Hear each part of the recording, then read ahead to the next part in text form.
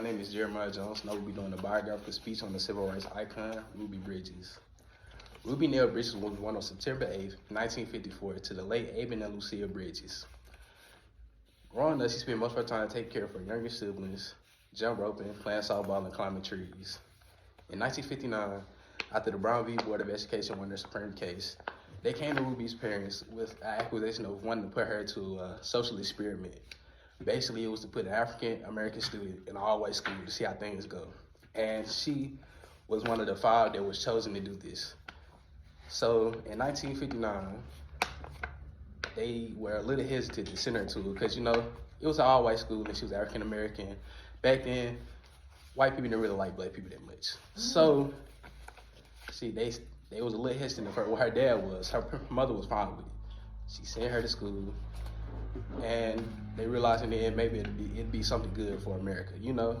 So they sent her to school. She was marched into school the first day, you know, because segregation and all that was going on. She had to get marched into school so she'd be safe.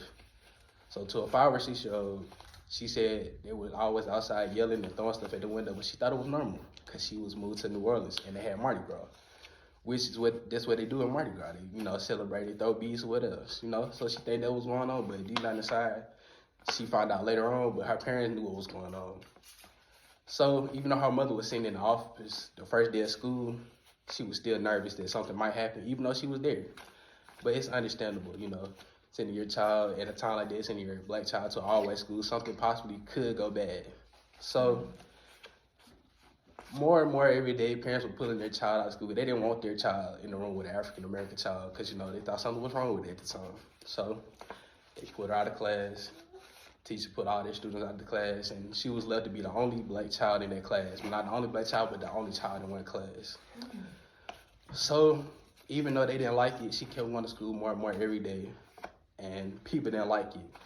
So far to the point that her father lost his job at the gas station as an attendant. The grocery store that they shopped at, they couldn't shop there anymore. Her current parents, who were still in Mississippi, they lost their land because of the situation, and in the end, her parents did separate. Even though they separated, they still let her go to school more and more. So by next year, it was more black and white children going to school together because they seen it was no problem with that at all. It was no problem with black children being in the same school with white kids. They should have the same, you know, the same choices in life that they do. So after the end of LACP, seeing that it was kind of working out a little bit, they decided, hey, we'll just let them go to school together. But they were still in New Orleans.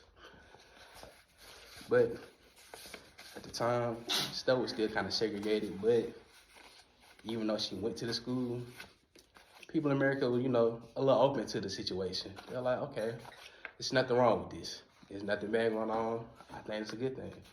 About her knowing that people were actually walking their children to the school to bring them in and sit them down themselves so they could see who it was.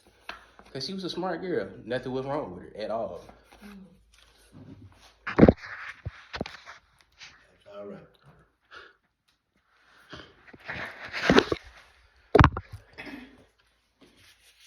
So at the end of all that, what I got from is no matter what your skin color is, you do anything that you put your mind to, no matter what people say about you, you can still do it. Because, you know, she beat the odds, you know. She didn't know what she had done at a young age, but people around her did. When she got older, she realized that she did something for the better of America. So, like, me personally, I thank her for what she did because it's no telling how, you know, America would be today. It probably could have been still segregated without her. That part.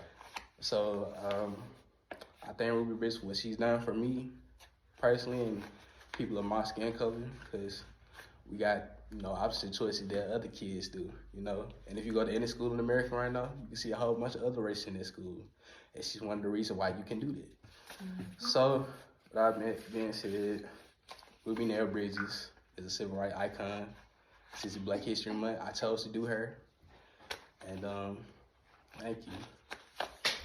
Very good. Very good. Very good. Very good. Happy Black History Month.